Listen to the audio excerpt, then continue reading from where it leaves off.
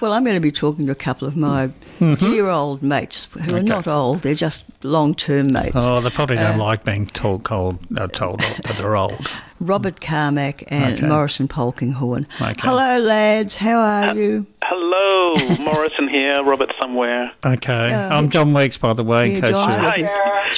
John's doing all the hard work. I just talk. John does all the buttons, all the knobs, Yeah. It's good to have someone like that around. Oh, yeah, because Anne gets her glasses caught up with the microphone and the headphones. Oh, look, they know me well. They know me well. I've got to untangle it all, you know. I was stuck. It's been a while, though, Anne. Yeah, it has been a long time. It would have been at a restaurant somewhere in Melbourne last time we caught up. No, I can't remember what I had for breakfast, let alone what happened. Well, I remember you came down for the wedding when I married David. Yes. And I was up there for your. There for your wedding. I remember that as a fantastic wedding. That was over. 2004, I think. Was it as far back as that? Oh, let's not talk about that, though. Let's not. How long were you in Cambodia? 7 years. Yes, I thought it must have been about that. I've given people a little bit of background, but I'll give them a bit more. Morrison and Robert are long-term, very good friends. Robert I've known for more years than I'm prepared to admit. And then Morrison came into our lives and brightened it for all of us. Okay, yeah. But they lived in Sydney. Robert was a food stylist, a very highly regarded chef. Morrison was a fabric designer, and a logical combination, two artistic people to get together like that. And then we had a fantastic wedding celebration after you two had married in America and came back. I remember that night very well. I distinctly remember having too much to drink. Oh no! And I had. You weren't the only one. I had a huge job the next day in Melbourne to judge an international cheese competition. Oh my gosh! So I had to fly back on the last plane, stayed in the city overnight, and prayed that I wouldn't be given the smelly cheeses to judge on the next day. Yeah. See, you live a dangerous life there. I know. No, luckily I had hard cheeses, so we survived. But you had all your family there, and it was a fantastic occasion, wasn't it? It was a brilliant occasion. So we got married in the States, and then came back to Australia because it was legal in Canada actually. And then we came back here, and then we had a wedding celebrant, and all my family and friends. I don't know, 70, 80 people maybe. Oh yeah. And Robert and I spent all day preparing. I remember I stayed up with you overnight. Well, your place up there in Sydney was always my haven. If I had a big job up in Sydney, I'd go and camp with you too. That's when we had a big warehouse. That's right. Yeah. Well, you had all your fabrics and things there at that stage. All my looms and everything were downstairs. Yeah, I used to sleep with them. Surrounded. Is that what happened to them? Surrounded by looms night after night. Yeah. So I'm surprised to hear you came back from Cambodia. The dream was to live somewhere in Southeast Asia, and for 10 years, Robert and I were travelling and hosting gourmet culinary food tours through Southeast Asia, and it took about 10 years before we both liked this one town, and this town was second biggest city in Cambodia, a town called Battambang. It's about 3 hours, 2.5 hours from Siem Reap, where all the temples are. Yes, I've been there. John has been. John's been in Cambodia, so I was interested to hear where you'd actually been. Yeah. It was a colonial town. It was up for UNESCO, the actual town itself, and it has an art school, 900 students in this art school called FAR, and it's a circus, gymnastics, a bit like Cirque du Soleil. Okay. Fantastic. Very, very provincial, wonderful little thing to live in Battambang with this international school there. They're going through some problems at the moment, so they're having some events to get some money. But have a look at FAR, Phare, is the school. But we lived in Battambang for about 7 years. Well, it attracts so many tourists as well, of course, so you'd never lack business. We had a 3-room boutique hotel listed as the number one boutique of the country for a few years before Corona hit. And you won all sorts of awards over those years. Every year there'd be a new list of awards. And another hat or another star or whatever it was at the show.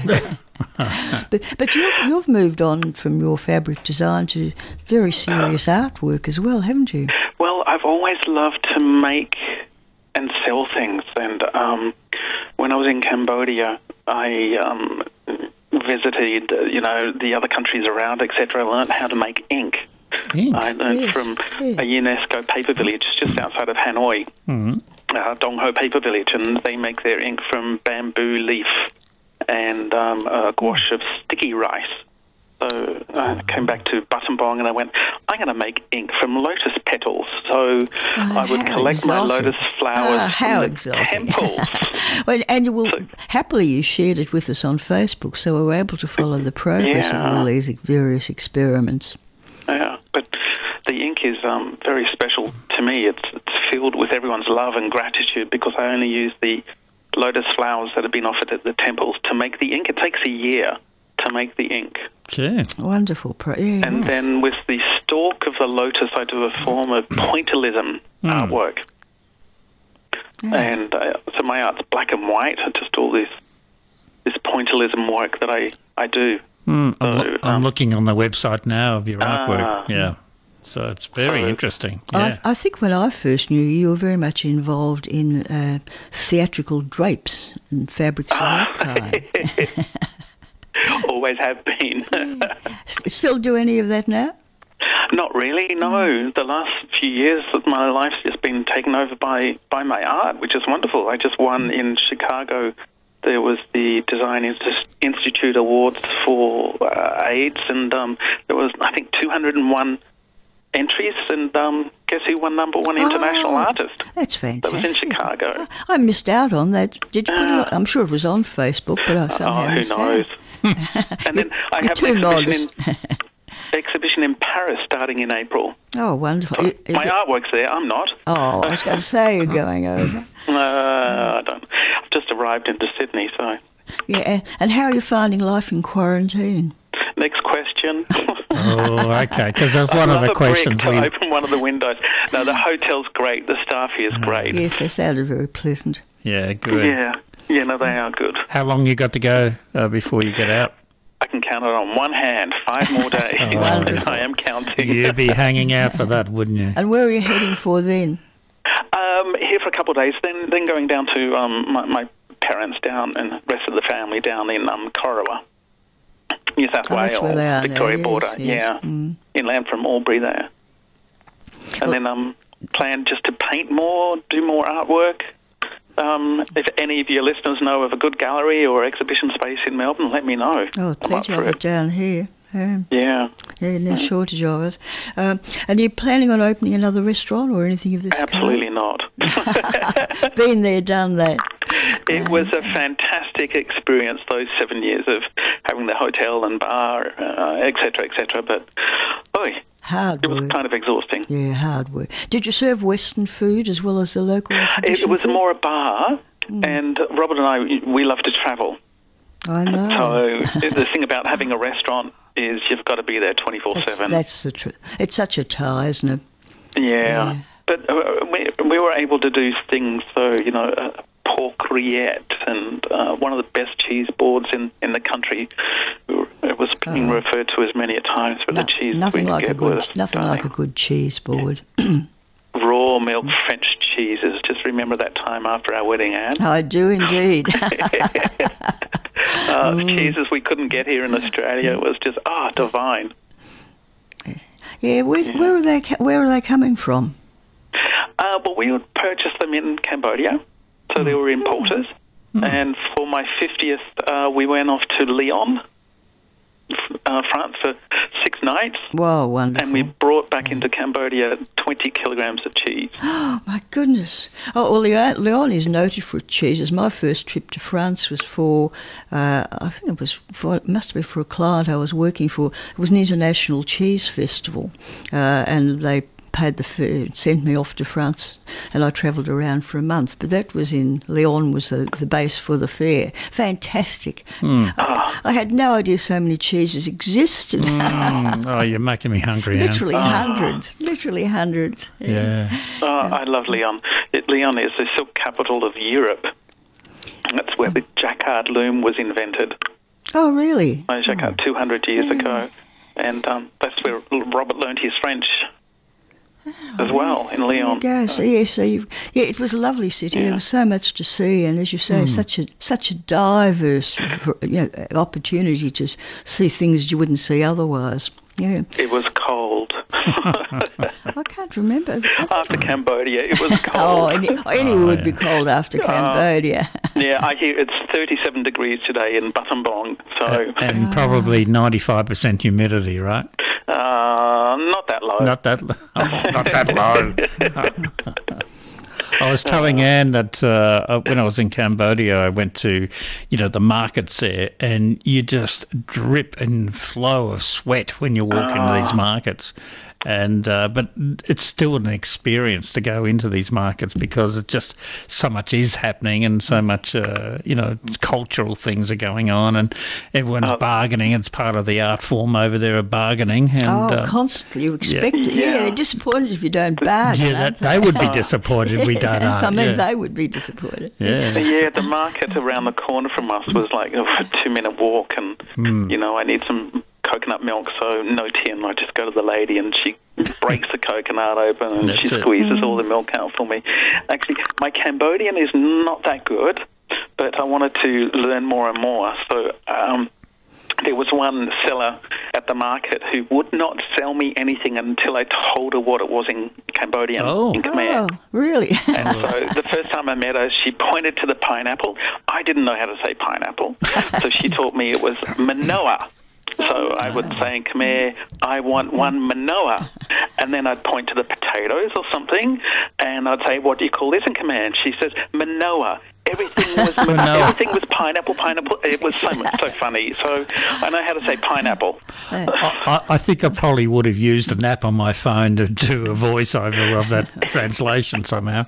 Oh, it was so much fun. It was fun. And the people I found the people in Asia were extremely friendly on the whole. Yeah, definitely. Yeah. We left Phnom Penh for here, and the road at the moment from Battambang to Phnom Penh used to be 5 hours, but they're repairing it. So it's can up to be 11 hours drive. No. That's and we had 3 friends come down for a dinner, our final dinner. So 11 hours. People. Yeah. That's true. That tests a friendship. I reckon. Yes, 10 points. Yes. How many works are you putting in the Paris exhibition? It's a joint exhibition with a Cambodian artist. That's interesting. So there's the 2 of us. So it's Gallery Lee. It's spelled Lee, but it's written in Cambodian. I would say it's one of my smallest exhibitions, but I'm really looking forward to it. It's fantastic. My last exhibition was in Phnom Penh at the Sofitel Gallery, and that started when Corona started. So it ended up being a 6-month exhibition. It was brilliant. I sold a lot to the States from there, actually. Good from your point of view, not a problem. Yeah. You must guard your precious inks with your life almost. Oh my gosh, people have asked me, can I buy some? Oh, sorry, I don't have any. Yeah, no, that's a wise move. It takes 12 months to create. Yeah. You're not going to David part Thompson with it. wanted some for his new Bangkok restaurant as well. So Sorry, sorry, not for sale. No, I can understand that you're not going to part with them lightly. Yeah. The last year, I made enough ink that's probably lasting me about 4 years. Oh, that's terrific. Wow. Yeah. So- And you brought it all back with you, obviously. That's coming back. That's on the I have way. a small amount with me at the moment. But, Oh, you must be nervous. I'm making brushes here in quarantine. So with my paintings I make my own brushes, etc., from hair or feathers, etc., etc. But I needed a handle, so a friend who lives near where we used to live, she went and grabbed all these sticks from the tree that I planted 25 years ago. Oh, isn't that lovely? So I'm making my handles of my brushes from my own tree. Oh, how romantic. I know. You are. There she was, ripping down that branch. You are an incredible romantic at heart. It's life's fun. I'm looking forward to having an exhibition here in Melbourne. It'll be great. Some of my new work. I'm really excited. I've just done a video which I'm showing in exhibitions, etc. And it's all about people's lips. It's taking a Really? year for me to produce it. So it's still not up yet. And how can people access your work on Facebook? Under my name, Morrison Polkinghorn. That's really easy to spell, but my website morrisonp.com will take you makes it to easy. morrisonpolkinghorn.com. We were speculating on the origin of the name Polkinghorn. I thought it sounded as an old British name. yeah. Cornish. Cornish. Cornwall. Oh, there you go. Yes. Yeah, there's a hamlet of 3 homes, and an old friend here in Sydney owned one of those houses. We thought you might have had a castle or something, you know, Not quite. In my dreams. in your dreams. There is a Polkinghorn who turns up on Facebook from time to time. Really? A woman. Okay. But I haven't tracked her down yet. I keep intending to and thinking, I must ask if she's a family connection. You've probably got more friends than I've got. It's I don't know who they are, but I got friends. it's you know. it's not such an uncommon name though. I was really surprised when she doesn't contact me personally, but she makes a statement from time to Okay. time on Facebook, Okay. and I think, oh yes, I must follow that, and I never quite get around to doing it. Of course. Story I remember of my life. looking in the Sydney phone directory 20 years ago, and I think there were 14 Polkinghorns and only 1 Carmack.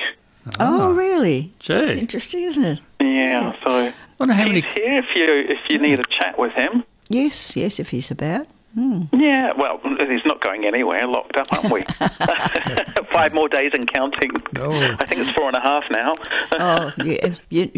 You can't tell me in minutes as yet. Lovely chatting to you both. Look, You here's too. Robert. Okay, You too, thank you. darling. Take care. Look forward to You catching too. up. Oh, wait, see you online. Bye. Bye. G'day, Anne. How are you? Oh, how are you? Very good, and I just adore speaking Strine again, despite my Seppo accent. Yes. You know, I I must- think living in Cambodia, I think the accent's gotten stronger. I must say, I would never pick you as an Aussie, darling. Oh, I'm Dinky Die. I keep telling Morrison that. And he's hard to convince. He's getting older and forgetful, so yeah. That happens to us all. Do you know the one thing about living in Cambodia that has really improved my, shall we say, tongue? When I lived in Australia, when I first came to Australia, I spoke rather fluent French from my years of study there in food, and I came here and I got to speak French maybe once a year. And when I moved to Cambodia, there were so many French tourists. I was speaking more French in the fantastic. shop than I was speaking English. Oh, that's great. And did you enjoy? You'd have a selection of wonderful ingredients there, of course, from the markets. Well, you know, it took about a year to really want to go to the market. I kept dreaming about going to the wet market every day and buying my meat. And then I'd see this food that was out there unrefrigerated, and it was 40 degrees outside, and then I would see it at lunch and it was still there, and then I'd see the meat, just kind of the chickens, just kind of and you know what it taught me? It's this what do you want to say, food mafia that is just trying to stop small food producers and small restaurateurs and eateries from entering the market. I mean, honestly, people don't get that sick that quickly. I mean, if you think of America or Australia at the turn of the century, they'd be hanging out meat carcasses in front of the butchery, and they wouldn't have refrigeration. No. And those people weren't dying left and right. But, now it's like, what was it? Someone was telling me when I was taking a food safety program here in Sydney, and this lady had hard-boiled eggs, and it was like 3 o'clock, and she had to pick up her kid. So she just put the eggs and water in the fridge and dashed off. At that moment, the food inspector came, and he fined him $1,000 for not covering the eggs. I hadn't thought that. I hadn't thought they would be so fussy. I thought they would be much more relaxed. I was doing a food class, and I thought, Australia was worse, but we were in Oregon, and they had these colored chopping boards for me to use that slid everywhere. So, I was more likely to chop off my fingers than get poison into these foods. But then I had to put everything off straight into a covered garbage bin instead of a loose open one that you could just slide everything in. And of course, half of it went on the floor. And she was saying, "Oh no, the food inspectors are really bad here. You should see what they do to the Vietnamese podiatrists and not podiatrists, pedicure and manicurists." Yes, you don't expect that, do you? It's much more relaxed. You just don't think the bureaucrats are going to take over the world. But, when it comes to food, I've been reading now that diet soda is more healthy than fruit juice in Australia. So, the world's turned upside down. That's alarming. Yeah. Better to stick to wine, Robert. Yeah. Although I remember, I'm so old, I remember that the old biodynamic wines had beeswax on them here in Australia, and now they're just screw top. That's right, yes. And the problem with screw top, I'm a big supporter of a culinary hotel school in Siem Reap in Cambodia for years and years, the Paul de Brule School. And I would always tell our food groups when we were hosting gourmet tours there, I'd say, now order a bottle of wine so the staff has the opportunity to use a corkscrew because they will not know how to use it. And all of a sudden, everything is screw top. That's right. I know. Fortunately, they make special openers now. For screw top? Yeah. Yeah. My daughter gave me one. I think she thought that's not an age thing with the grip, is it? Yeah, it is. Well, they're so tight, which is fortunate and understandably they have to be. But this one does everything. It opens all sorts of things. Oh, I think I need one. About 5 months ago, Morrison and I both got bitten by this bloody mosquito in our hotel room, and it was a really exotic-sounding disease called chikungunya. But day one, I kind of fainted on the steps, and day two, I was going, "Oh God, the gym was really rough on me yesterday." And then I didn't go to the gym. And then day 2.5, I couldn't move my fingers in, and I went, "Morrison, I think we have chikungunya. Everyone else in town is getting it." And he said, "I have it too." And then I said, "You go to the doctors because I can't walk down the 3 flights of steps." And how long did it last? It's still with us. It's one of the reasons we had to leave Cambodia. There were 3 big reasons. One was no business and no tourism, and anyone who thinks that we'll be on flights in 6 months is just dreaming. We won't even be on flights in 18 months. It'll be 2.5, 3 years at the beginning. It's alarming, just to be honest. So, and then it was, we had some family issues, and then we got this bloody mosquito disease, and it was really nice when people were checking into our hotel, and I'd say, "Do you mind carrying your own bags up? Because I really can't grasp." I'm in poor form today. Oh, if I'd known the euphemisms as well as you did. And I have to say, being in quarantine, I adore being interviewed on radio, because if you had one of those bloody phones that they actually can see what I look like and what I'm dressed like, I'm not in PJs, I'm not in pajamas, but geez, I haven't had a shave in days, and my hair is, what hair? The wild man from Cambodia as opposed to the wild man from Borneo. Well, I've always been a little bit of enfant terrible, so now I'll be wild as well. Yeah, I was telling people earlier how we met, and I was up there on a big food styling job and was offered the choice of a girl who had just graduated from the home ec college a young American chef who was about 26 at the time, something like that. Just to sort of, keep talking. I think there are a few more years added to it. But I looked young. You did look very young. And I said, without a moment's hesitation, I'll take him. It was almost love at first sight, wasn't it? We got along from the very first minute we met. It's so. And I remember going down to your wedding, and and I came up when you for came yours. up to ours, and I hear Morrison was talking about that. So we go back a long way, and I'm just thrilled you're still doing your radio, and I can't believe you still live on a big farm and do all those tasks. Oh, it's all falling down. The house is falling down. I'm complete. You know that story about the princess who was sort of entrapped by all the foliage around the house, and the prince came along and cut it all down and took her away. Well, I'm waiting for some old bloke on a walking frame to come and rescue me. Wasn't that Great Expectations? Yeah, great. Well, it's a great expectation. I can't see you as a Mrs. Havisham, never. I don't know. I'm working on it.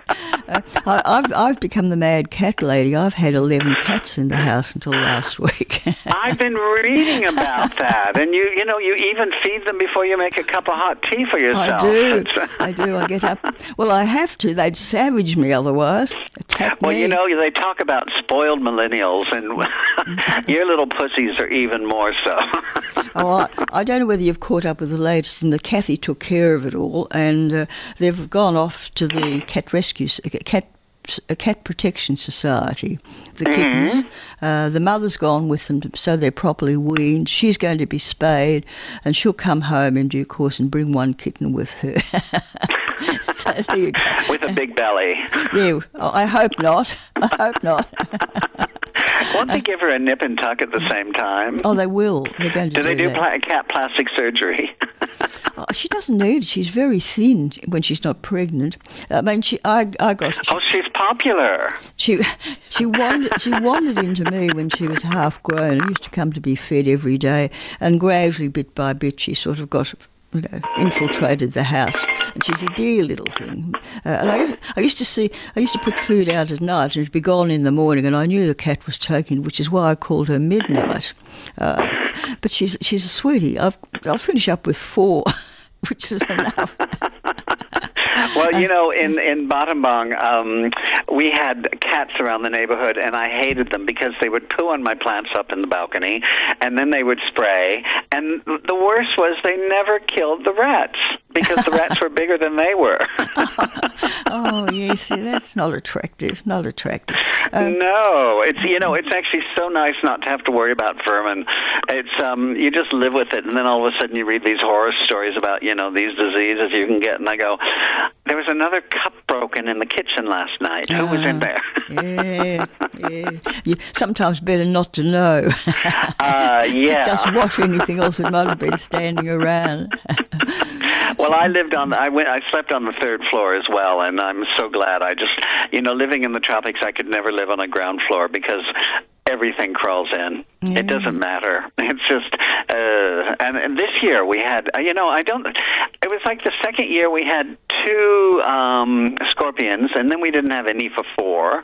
And then all of a sudden we had a really rainy season, and we had 3 in like 6 weeks. And I went, that's really nasty. Yes, Mind you, Morrison wants to live in country Australia, and I think it will be snakes there. Yeah, well, it's the same up here. I mean, we get snakes up here, but you learn to tolerate that. On Facebook, most days somebody has spotted a snake close by to the house up here. Well, the difficulty of being an immigrant to Australia is you don't grow up learning what is poisonous, and then you realize it doesn't matter if it's poisonous. In Australia, if it's deadly, it's worrisome. Yeah. Well, most of the wildlife around my place, I get birds who come in to be fed, but mostly it's possums. And it's during the mating season they come into my roof, and I hear them romping around at night. But as long as they stay up there, that's all right. I don't sleep much in any case, as it is.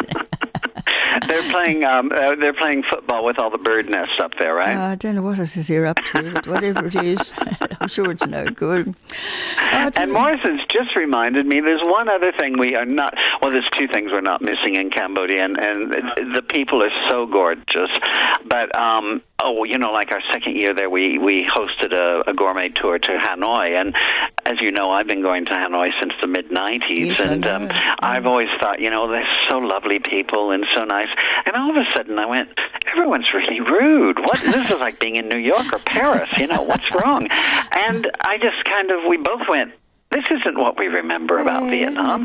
We flew back into, 4 weeks later, we flew back into Siem Reap. We get in a tuk-tuk taxi, and we say, on the way to the hotel, can you stop here? Oh, and I forgot about here, and I need to go here.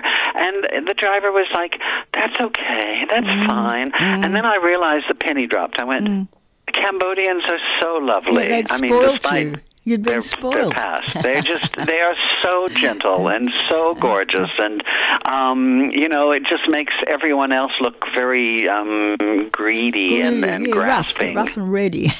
Yeah, well, they're a bit of that too. I mean, you're living in one of the poorest countries in Asia, and certainly one of the most corrupt. But when I see what's happening in Thailand, I don't think Cambodia is unique.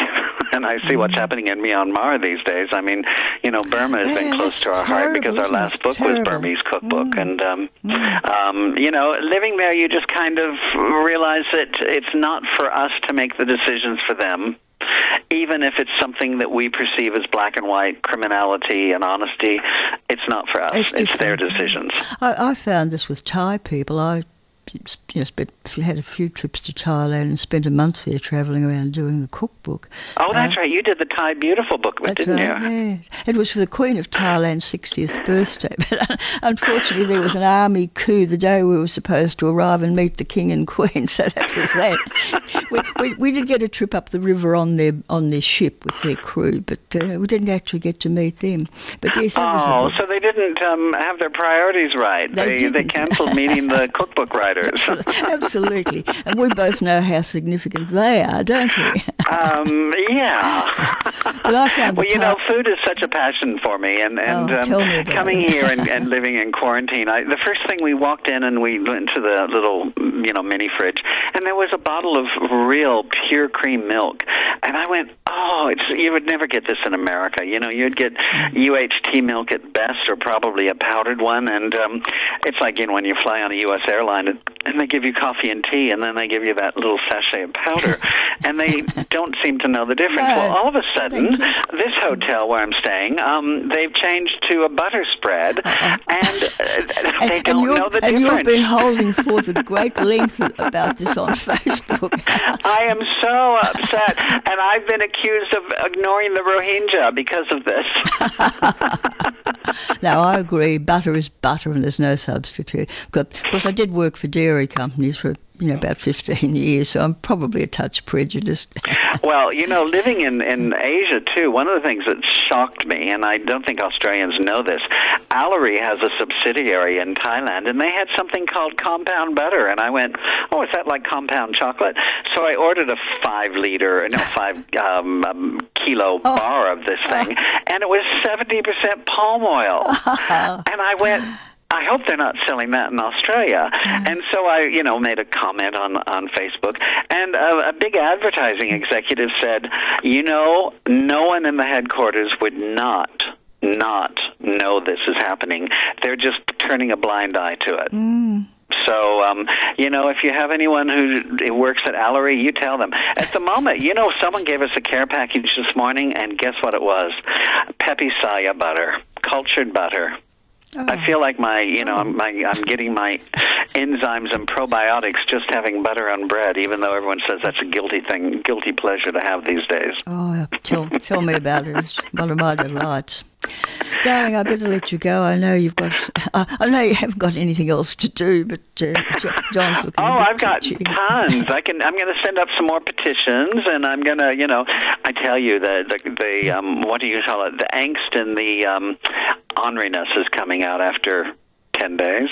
But I have to say, and you guys will hate this in Victoria because we were going to come into Victoria, and your premier closed all your international flights, and dear Gladys accepted us. So, I have to give credit to New South Wales, and it was a blessing in disguise because we have so many friends in Sydney saying, I want to send a care package, and they're waving to us on our 11th floor from Railway Square, looking like crazy evangelicals praising God, going, hi up there, hi up there. I saw that, stacks of messages on Facebook. Look, it's lovely to have you back in the country, and I'm sorry things didn't work out exactly the way I'd hoped in Cambodia in the long run. Listen, we were here last year, and we were going to have a steak dinner with you, I remember, at Vlado's, and God, that's a time warp place, but a good steak. And so we'll have to do that when we get down again. That. We'll catch up, darling. Love to you both. Take care. Bye-bye. And thank you for your time. Big hugs. Bye, Hello, Sorry, bye, darling. bye. Take care. Bye. Bye.